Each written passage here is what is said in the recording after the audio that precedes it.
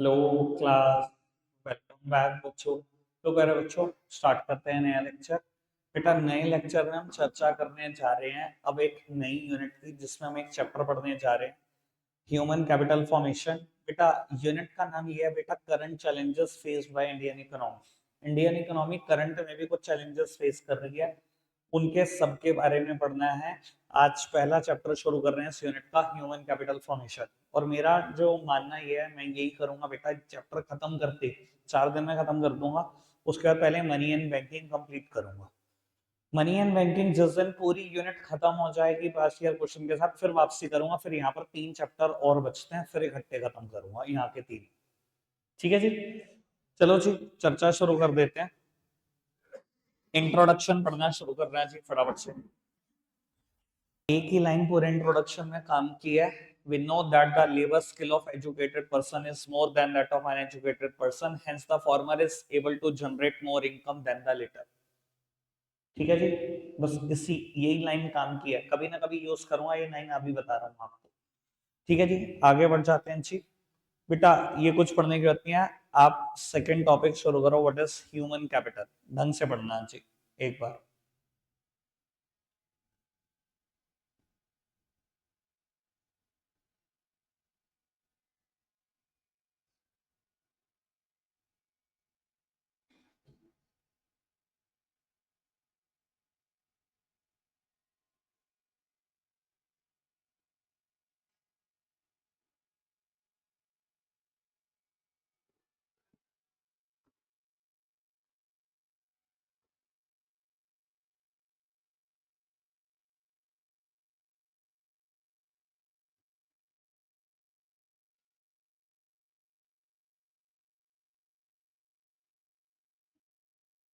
बेटा, जब जैसे जैसे हम चैप्टर पढ़ते जाएंगे, इन सारे क्वेश्चन के आंसर हमें मिलते जाएंगे। पहला टॉपिक यही है हमारे पास, sources of human capital formation. ठीक है जी, इन सारे क्वेश्चन के आंसर मिलेंगे आपको जो आपके स्क्रीन पर। धीरे धीरे आगे बढ़े। पढ़ना जी, सोर्स ऑफ ह्यूमन कैपिटल। एक बार पढ़ दो, फिर मैं एक ही बार समझाना शुरू करूंगा।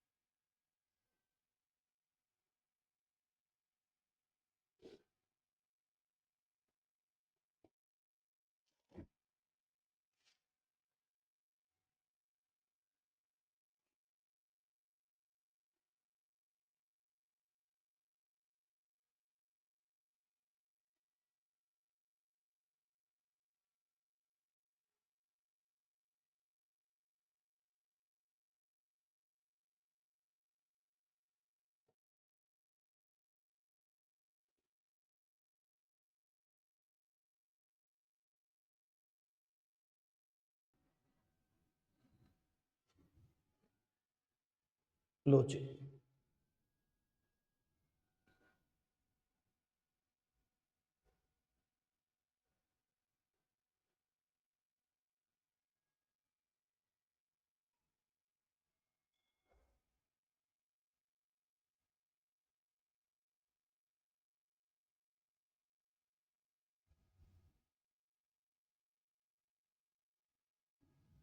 डन है।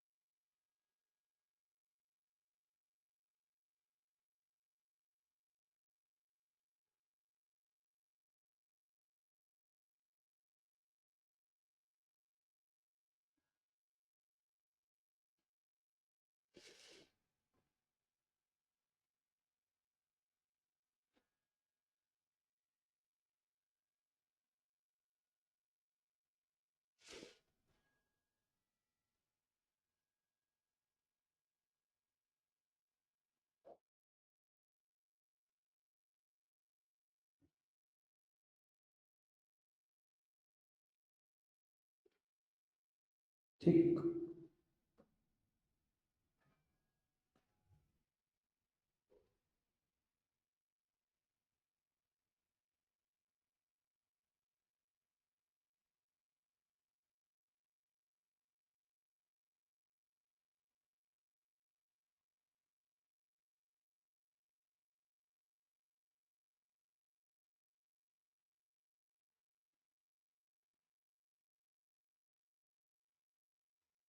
पढ़ते चलो बेटा।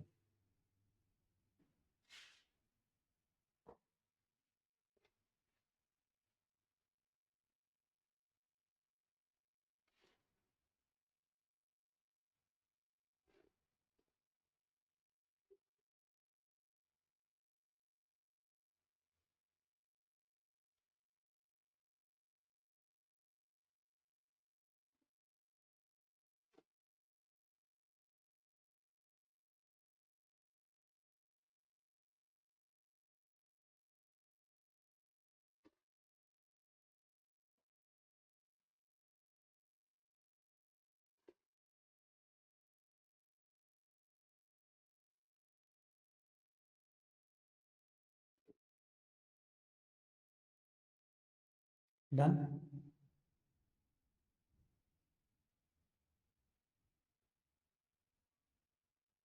ठीक है,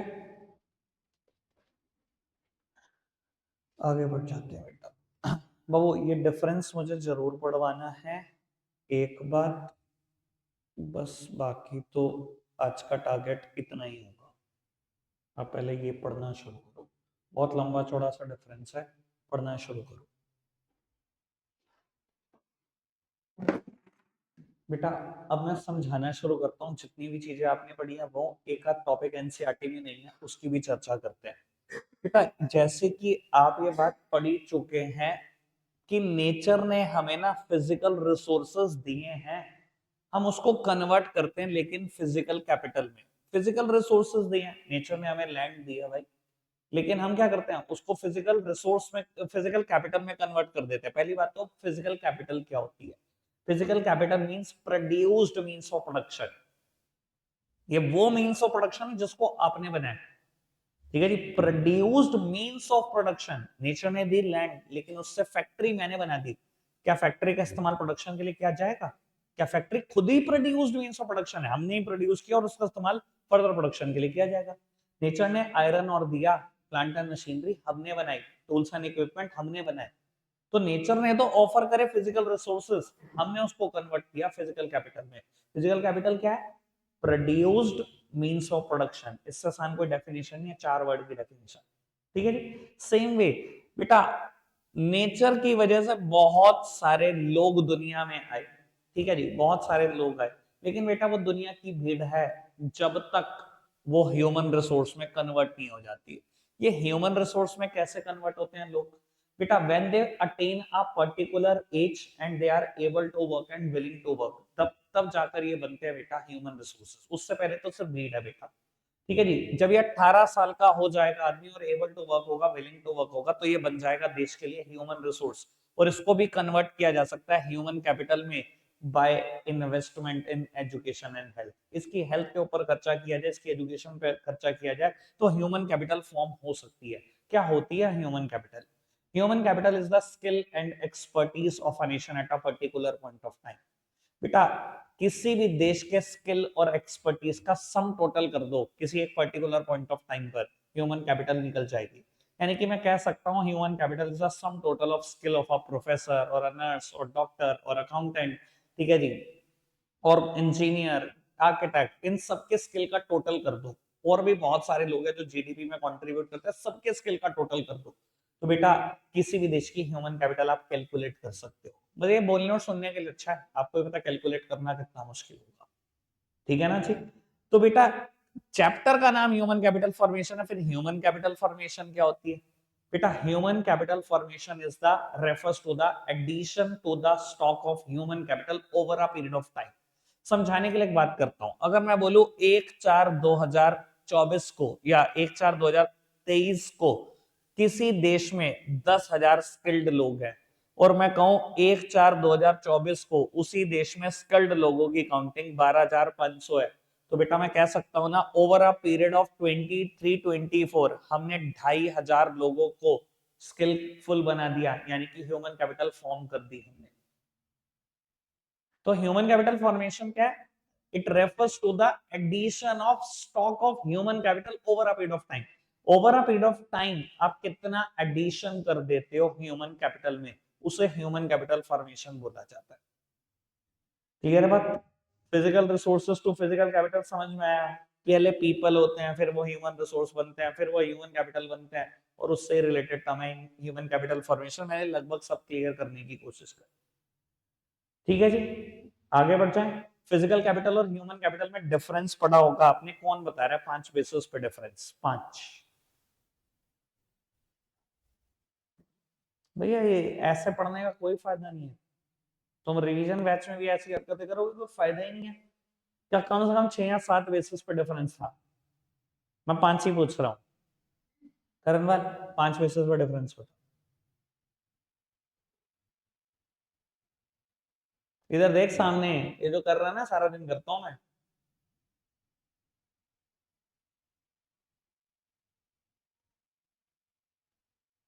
क्या हालत है भाई।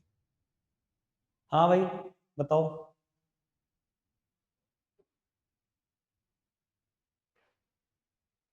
क्या एक भी बेसिस नहीं है?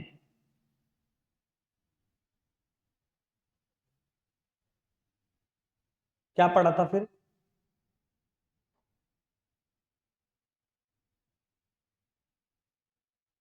डिफरेंस।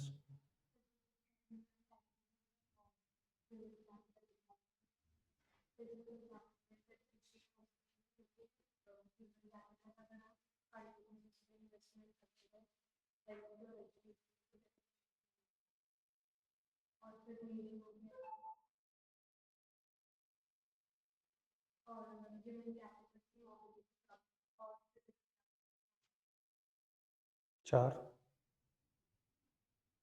ये चारों नोट्स में भी लिखे हैं। सबसे पहला डिफरेंस मीनिंग के बेसिस पे लिखोगे। फिजिकल कैपिटल क्या है? Produce means of production. Human capital क्या है? Skill and expertise of a nation at a particular point of time. दूसरी बात टेंजिबिलिटी पे लिखोगे। Physical capital tangible in nature है, human capital intangible in nature है। किसी के स्किल और एक्सपर्टीज को टच कर सकता है कोई आदमी, किसी के स्किल तो टच नहीं हो सकते। ठीक है जी बाबू, फिजिकल कैपिटल को मार्केट में इजीली बेचा जा सकता है, फैक्ट्री को बेचो, प्लांट मशीनरी को बेचो, बेचा जा सकता है। ह्यूमन कैपिटल बेची नहीं जा सकती बेटा, only services can be sold. ठीक है ना जी। उसके बाद डेप्रीसिएशन वाली बात है बाबू, फिजिकल कैपिटल डेप्रीशिएट होती है, लेकिन अगर आप ह्यूमन कैपिटल के ऊपर कंटिन्यूअस इन्वेस्टमेंट करते चले जाओ उसकी एजुकेशन पर, उसकी हेल्थ पर, तो डेप्रीशिएट नहीं होती, रादर एप्रिशिएट होती है। एक इंसान जिसके पास कम स्किल है, ठीक है जी, वो कुछ एक्स अमाउंट कमा रहा है, ठीक है जी, और मैं कहता हूँ वो कंटिन्यूअस इन्वेस्टमेंट करता जा रहा है अपनी एजुकेशन के ऊपर, कंटिन्यूअस, कभी कोई स्किल सीख रहा है, कभी कोई स्किल, भाई कभी डेप्रिशिएट नहीं होगी ह्यूमन कैपिटल, हमेशा बढ़ेगी। ठीक है ना जी। फिर इसके अलावा आपने मोबिलिटी की बात करी, physical capital otherwise perfectly mobile होती है अगर कोई ट्रेड बैरियर ना हो तो। ट्रेड बैरियर होगा तो परफेक्टली मोबाइल नहीं होगी, otherwise physical capital perfectly mobile होती है। क्या ह्यूमन कैपिटल उतनी मोबाइल होती है? बेटा ह्यूमन कैपिटल में मोबिलिटी रिस्ट्रिक्टेड होती है थ्रू योर सिटीजनशिप। ठीक है ना जी। ओ चाइना जाना चाहूँ, मोबिलिटी है, इतनी आसानी से नहीं होगा ना बेटा, वीजा अप्रूव करने, पीआर के झंझट, इतनी आसानी से नहीं जाने दिया जाएगा ना। कोई भी देश इतनी आसानी से नहीं छोड़ देता ना अपने देश की ह्यूमन कैपिटल को। क्लियर है जी इतनी बात? कोई दिक्कत कोई परेशानी तो नहीं। एक बात और, 4 डिफरेंस ये नोट्स के होंगे, एक और डिफरेंस की आप बात कर सकते हो, फिजिकल कैपिटल को सेपरेट किया जा सकता है फ्रॉम इट्स ओनर। बेटा मालिक से सेपरेट किया जा सकता है फिजिकल कैपिटल को, किसी एक मालिक ने कार बनाई, उससे सेपरेट की जा सकती है, बिल्कुल की जा सकती है। ह्यूमन कैपिटल सेपरेट की जा सकती है? इंसान के अंदर से स्किल और एक्सपर्टीज निकाल के अलग कर दोगे आप ऐसे? ऐसा हो सकता है? कभी नहीं हो सकता। तो इनसेपरेबिलिटी है बेटा। ठीक है, आगे बढ़ जाए। Find difference clear. Source of human capital formation आपने टॉपिक पढ़ा होगा बेटा। तो 5 हेडिंग है जिससे मुझे बताना है कैसे कैसे ह्यूमन कैपिटल फॉर्म होती है, कैसे हम किसी के स्किल और एक्सपर्टीज को बढ़ा सकते हैं, कैसे आप जीडीपी में ज्यादा कंट्रीब्यूट कर सकते हो। सबसे पहली बात कहने की बात ही है एक्सपेंडिचर ऑन एजुकेशन। और तो लोग बोलने के लिए एक्सपेंडिचर बोलते हैं, पर मैं तो कहता हूँ बेटा it is investment. Most of the families ये डिसाइड करती हैं बेटा कि जितना मर्जी खर्चा हो जाए बच्चे की एजुकेशन पे हम खर्च करेंगे। आज भी देख लो बेटा, फैमिली खुद क्या करेंगे, तंगी में रहेंगे, खुद क्या करेंगे भैया, दो कपड़ों में पूरी जिंदगी गुजार देंगे, लेकिन बच्चे को बहुत अच्छी एजुकेशन देना चाहते हैं। ऐसा क्यों सोचती है फैमिली कि एजुकेशन हम ज्यादा दें? क्योंकि बेटा एजुकेशन से अच्छा कोई जरिया ही नहीं है स्किल बढ़ाने का। और इसकी जो रिटर्न है ना बेटा, it is far exceeds the cost, पता नहीं कितने गुना ज्यादा है कॉस्ट से। ठीक है जी, मैं और हमेशा आपको ये बात बोलता हूँ बेटा, ज्यादा दूर जाने की जरूरत नहीं है। आपके सामने खड़ा हुआ ये शख्स बेटा बहुत बड़ा एग्जाम्पल है इस चीज का। मैंने बताया था पिछली बार पूरी सीए में मैंने कितने रुपए खर्च करे। 1,20,000 से लेकर 1,50,000 के बीच में एक फिगर लगी थी। 1,20 से 1,50 के बीच में मेरी पूरी सीए पे 4 साल में, 4 सवा 4 साल। ठीक है जी। और पहली जॉब 90,000 रुपए महीना की ऑफर हुई थी। मैं 2 महीने भी जॉब करता और कहता फैमिली को, लो जी विद इंटरेस्ट पैसे आ गए आपके, तो हो गया काम। और उसके अलावा जितना भी कमाऊंगा सब एक्स्ट्रा है। तो आप सोच सकते हो यार, इन्वेस्टमेंट कितनी रिटर्न दे सकते हैं आपको, एजुकेशन पे किया गया पैसा इन्वेस्ट कितनी रिटर्न दे सकता है। कोई कीमत ही नहीं है एजुकेशन की तो। ठीक है ना जी। दूसरी बात, एक्सपेंडिचर ऑन हेल्थ। तो वो a sound mind in a sound body एक पुरानी सेइंग है, पुरानी कहावत है बेटा। ठीक है ना जी, स्वस्थ शरीर में ही स्वस्थ मस्तिष्क निवास करता है। तो गलत है क्या कहावत? ज्यादा कौन कंट्रीब्यूट करेगा जीडीपी में, एक हेल्दी पर्सन और सिक पर्सन? सिक पर्सन क्या होगा बेटा, ज्यादातर अपनी जॉब से दूर रहेगा, जीडीपी में ज्यादा कंट्रीब्यूट नहीं कर पाएगा। हेल्दी पर्सन बेटा हमेशा ना तो छुट्टी लेगा और हमेशा ज्यादा कंट्रीब्यूट करेगा जीडीपी में। 3 तरीके के एक्सपेंडिचर जिसने बात करी हेल्थ पे। पहले प्रिवेंटिव हेल्थ मेजर्स बेटा, जो लोग वैक्सीनेशन पर ध्यान देते हैं या जिमिंग पर ध्यान देते हैं या बेटा योगा सेशंस पर ध्यान देते हैं या स्विमिंग पर ध्यान देते हैं बेटा, या स्पोर्ट्स एक्टिविटी में पार्टिसिपेट करते हैं, जितना मर्जी खर्चा कर रहे हो बेटा, ये खर्चा ना देश को रिटर्न में मिलता है। क्योंकि ऐसे लोग जो प्रिवेंटिव मेडिसिन पे पैसा खर्च, ये प्रिवेंटिव है, ये रोकथाम ही करेगी, आपको बचाएगी बहुत सारी डिजीज से, जब आप इन जगह पर फिजिकल एक्टिविटी में इन्वॉल्व होगे। और अगर ये आपको रोगों से बचाएगी, बीमारियों से बचाएगी, तो आप बेटा ज्यादा छुट्टी नहीं लोगे और देश के जीडीपी में ज्यादा कंट्रीब्यूट करोगे। एक दूसरी तरीके की मेडिसिन होती है क्यूरेटिव मेडिसिन। क्यूरेटिव मेडिसिन क्या बेटा, क्योर करने की कोशिश करना, बीमारी तो हो चुकी है, अब आप खर्चा कर रहे हो मेडिसिन पे कि मैं फटाफट से ठीक हो जाऊं। कई लोग तो ये भी नहीं खर्चते, सोचते हैं कोई नहीं यार अपने आप ठीक हो जाएंगे, 2 की जगह 5 छुट्टी ले लेते हैं। भैया जो लोग फटाफट से बीमारी डिटेक्ट होती है फटाफट से उसका ट्रीटमेंट शुरू कर देते हैं, जल्दी ठीक होकर जल्दी अपने वर्क प्लेस पे पहुंचते हैं, ज्यादा कंट्रीब्यूट करते हैं जीडीपी में। ठीक है ना जी। और तीसरे तरीके की बात होती है सोशल मेडिसिन। हमारी नगर निगम बहुत पैसा खर्चती है सोशल मेडिसिन पे। सोशल मेडिसिन क्या, जगह जगह अनाउंसमेंट करवाएंगे कि भैया डेंगू बहुत फैल रहा है, अपने आसपास की सफाई रखो, ये खर्चो, ये सोशल मेडिसिन है बेटा। ठीक है जी।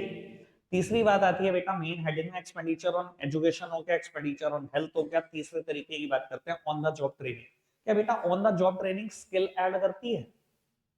मोस्ट ऑफ द ऑर्गेनाइजेशन देखते हो ना, ऑन द जॉब ट्रेनिंग पे कितने लाखों कितने करोड़ों फूंक देती है, क्यों? क्योंकि उनका पता है उनको वो एम्प्लॉइज से बेटा डबल ट्रिपल या 5-5 गुना 10-10 गुना निकलवा देंगे। ठीक है जी। मैंने एक बार पिछली बार आपको ये बात समझाई थी बड़े तरीके से, और मेरे साथ हुआ हुआ इंसिडेंट है, मैं तो किसी और की बात पे तो वैसे भी बहुत ज्यादा विश्वास नहीं करता। ठीक है जी। मैं एक पर्टिकुलर रेस्टोरेंट में, मैंने आपको बताया था कि मैं डोसा खाने जाता हूँ। ठीक है जी। एक उस्ताद है जो वहां पर डोसा बनाते हैं, उन्हें सब उस्ताद बोलते हैं, जितने भी वहां पर वेटर काम करते हैं, उस्ताद जी उस्ताद जी। ठीक है जी। और मुझे उनके हाथ का डोसा बहुत पसंद है, उन उस्ताद जी के हाथ का।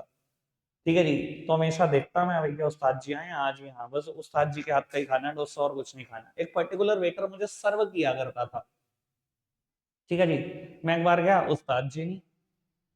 मैंने कहा भाई क्या हो गया, उस्ताद जी नहीं है? कहते, ना आज दवाई नहीं लगा डोसे का, उस्ताद जी है नहीं, बीमार चल रहे हैं। अच्छा जी।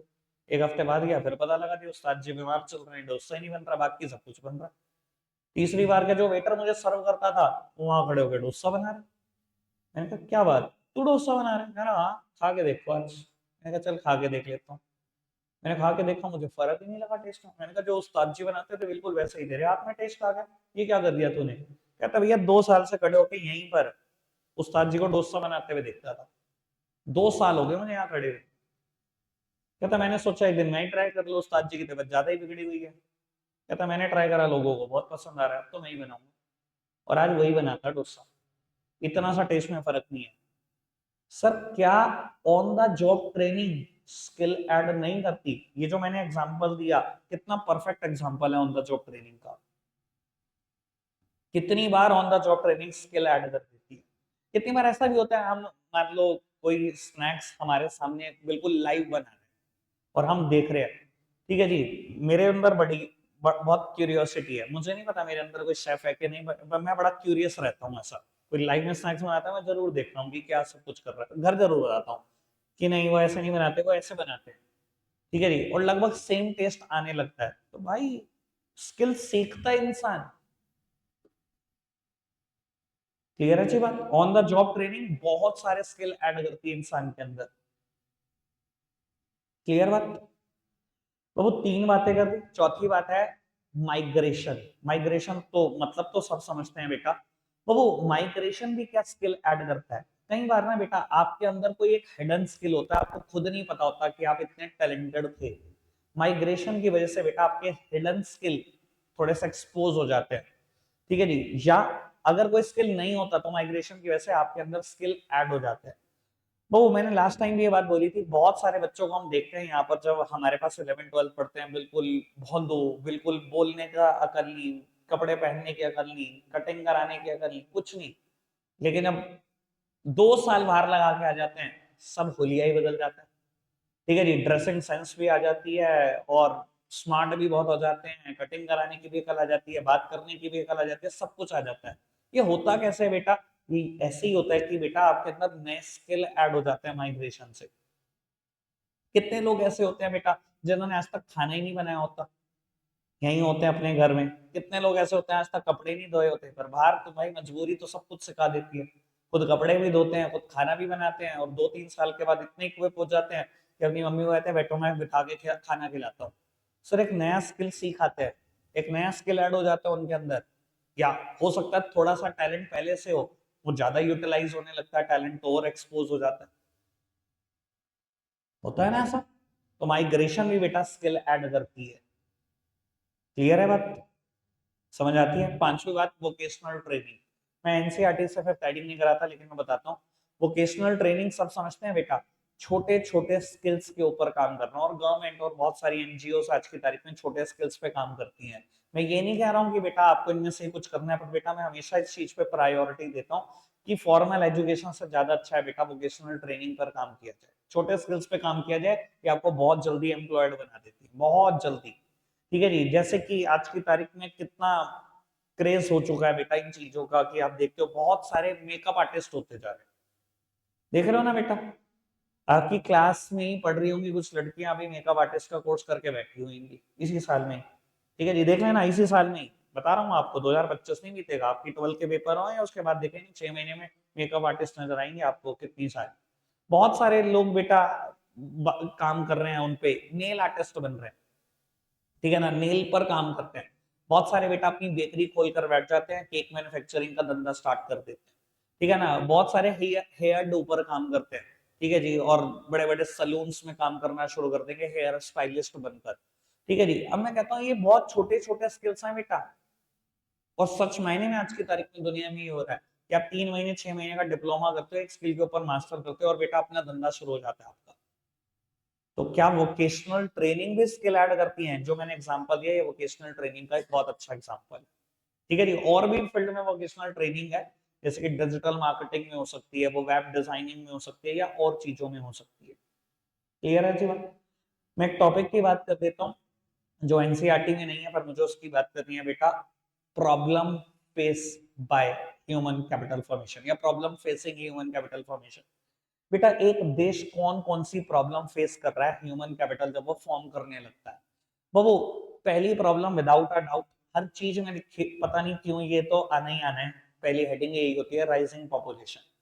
बेटा जिस हिसाब से पॉपुलेशन बढ़ती चली जा रही है ना हमारे देश की, किसी भी गवर्नमेंट के लिए बहुत मुश्किल है इतने लोगों को स्किल दे पाना, इतने लोगों को फॉर्मल एजुकेशन के दायरे में लेके आना, इतने लोगों को बेटा हेल्थ सर्विसेज प्रोवाइड करना।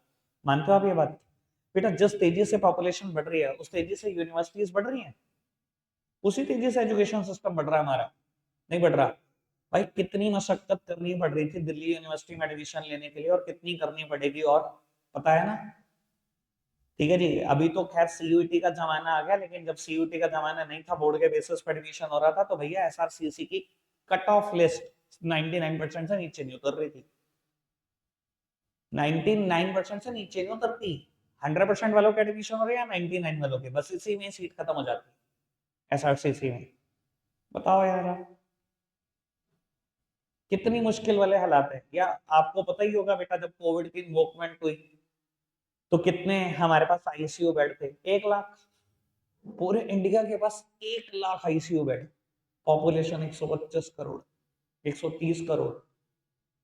सर पॉपुलेशन इतना बड़ा रोड़ा है ना देश के डेवलपमेंट में, कि भाई कोई कुछ नहीं कर सकता। इतने स्किल बढ़ाने के अरेंजमेंट सरकार नहीं कर सकती। ये तो आपको ही सोचना समझना है। पहली प्रॉब्लम समझ में। दूसरी बेटा ब्रेन ड्रेन। ब्रेन ड्रेन समझते हैं ना, ब्रेन वॉश होना। अब बेटा ज्यादातर स्किल्ड लोगों का तो ब्रेन वॉश ही हो जाता है इंडिया में।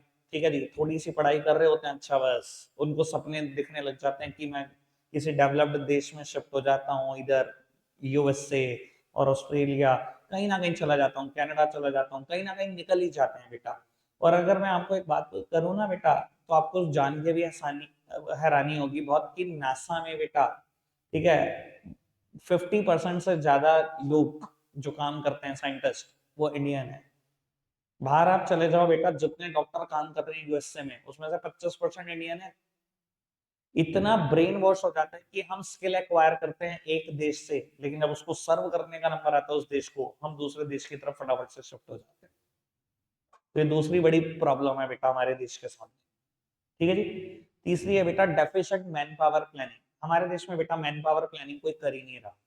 ठीक है जी, कितने लोग ग्रेजुएट हो रहे हैं, कितने लोग पोस्ट ग्रेजुएट हो रहे हैं, सरकार के पास ना बेटा सिर्फ सप्लाई का डेटा है। इस बार इतने लोग पोस्ट ग्रेजुएट हो जाएंगे, इतनी सप्लाई आएगी पोस्ट ग्रेजुएट लोगों की, कहां पर ऑक्यूपाई करेंगे इनको सरकार को नहीं पता। कोई मैन पावर प्लानिंग नहीं है, और बाद में वही लोग अनएम्प्लॉयड होते चले जाते हैं, होते चले जाते हैं। क्या करोगे बेटा ऐसे स्किल का जो यूटिलाइज ही नहीं होगा? ठीक है ना जी। चौथी बात, आज भी बेटा देश के 50% लोग एग्रीकल्चर सेक्टर में एंगेज हैं, और कोई भी ऑन द जॉब ट्रेनिंग देने वाला एग्रीकल्चर में बैठा नहीं है इंस्टीट्यूट। बस किसान अपने बच्चे को सिखा देता है कि खेती क्या है। कोई ऐसा इंस्टीट्यूट है जो खेती करना सिखाता हो, ऑन द जॉब ट्रेनिंग देता हो एग्रीकल्चर में, प्राइमरी सेक्टर में? कोई है ही नहीं ऐसा इंस्टीट्यूट जो एग्रीकल्चर में ऑन द जॉब ट्रेनिंग देता हो, जो खेती सिखाता हो किसी को। क्लियर है जी बात। पांचवी बात, लो एकेडमिक स्टैंडर्ड। बेटा हम एक के बाद एक यूनिवर्सिटी खोले जा रहे हैं, एक के बाद एक स्कूल खोले जा रहे हैं, ठीक है जी, और उनके एकेडमिक स्टैंडर्ड बहुत ही गिरे हुए हैं। सर इससे स्किल नहीं मिलेगा, डिग्री ही मिल जाएगी बस। स्किल कुछ नहीं हासिल होने वाला किसी बच्चे को इस चीजों से। भैया खुले आम हमारे देश में ऐड चलते हैं कि 9वीं फेल 10वीं में एडमिशन कराएं और 11वीं फेल 12वीं में एडमिशन कराएं। अगर खुले आम ऐसे ऐड चल रहे होंगे सरकार की नाक के नीचे, तो आप खुद समझ जाओ बेटा कितना एकेडमिक स्टैंडर्ड गिर चुका है। इससे कोई स्किल हासिल हो जाएगा? डिग्री हासिल होने से क्या होता है? क्लियर है ना अच्छी बात। तो ये 5 समस्याएं रखते हैं। आजकल इतना ही है प्यारे बच्चों। बाय।